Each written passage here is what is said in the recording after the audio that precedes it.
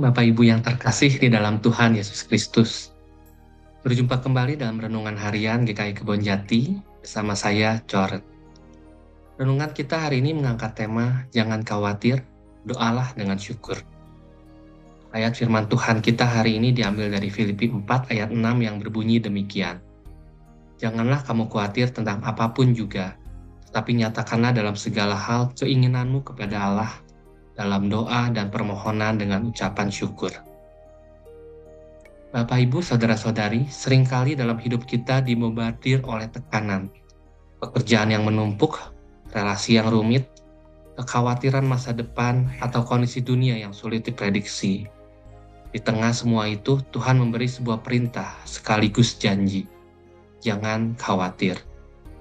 Justru di sana kita diajak untuk mengalihkan kekhawatiran itu menjadi doa. Menyampaikan semua beban kita kepada Dia dengan sikap syukur. Mengapa dengan ucapan syukur? Syukur memosisikan hati kita dalam perspektif yang benar, bahwa segala sesuatu sudah berada dalam kuasa Tuhan, bahwa Dia peduli terhadap kita. Ketika kita berdoa dengan syukur, kita mengakui bahwa meskipun situasi belum ideal, Allah tetap adil, baik, dan setia. Renungan hari ini mengingatkan kita bahwa dalam menghadapi berbagai situasi hidup, kita diajak untuk datang kepada Tuhan dengan hati yang terbuka dan jujur. Langkah pertama yang perlu kita lakukan adalah mengakui kekhawatiran kita. Banyak orang memilih memendam rasa cemas atau takut karena mereka harus tampak kuat di hadapan orang lain. Namun Tuhan tidak meminta kita untuk berpura-pura. Ia ingin kita datang apa adanya, membawa setiap beban dan keresahan hati kita ke hadapannya. Saat kita berani mengakui kekhawatiran kita sedang membuka pintu bagi Tuhan untuk bekerja di dalam hati kita. Selanjutnya kita diajak untuk berdoa secara pribadi dan total.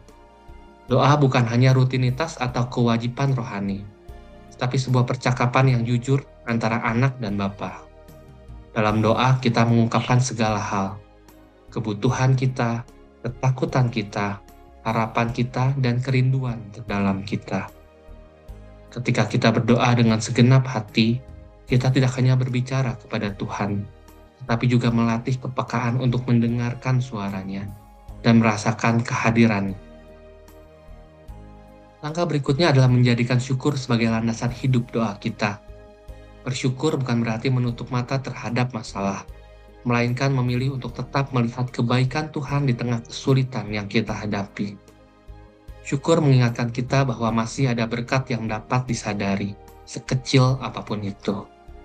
Dengan hati yang bersyukur, doa kita menjadi lebih tulus dan penuh pengharapan, bukan sekedar permohonan yang lahir dari kecemasan kita. Akhirnya kita belajar untuk mempercayakan hasilnya kepada Tuhan. Setelah berdoa dan bersyukur, kita tidak perlu memaksakan segala sesuatu agar terjadi sesuai keinginan kita. Tuhan mengetahui waktu dan cara terbaik untuk menjawab doa anak-anaknya. Iman sejati tampak ketika kita mampu menyerahkan proses dan hasilnya ke tangannya. Percaya bahwa rencananya jauh lebih indah dari apa yang kita bayangkan. Dalam penyerahan itulah damai sejahtera yang dijanjikannya akan memenuhi hati kita. Hari ini kita diajak untuk merenungkan, apakah aku benar-benar percaya bahwa damai sejahtera dari Tuhan mampu mengalahkan setiap kekhawatiran yang aku rasakan. Yang kedua, sudahkah aku belajar berdoa, bukan hanya untuk meminta, tapi juga untuk bersyukur di tengah situasi yang sulit.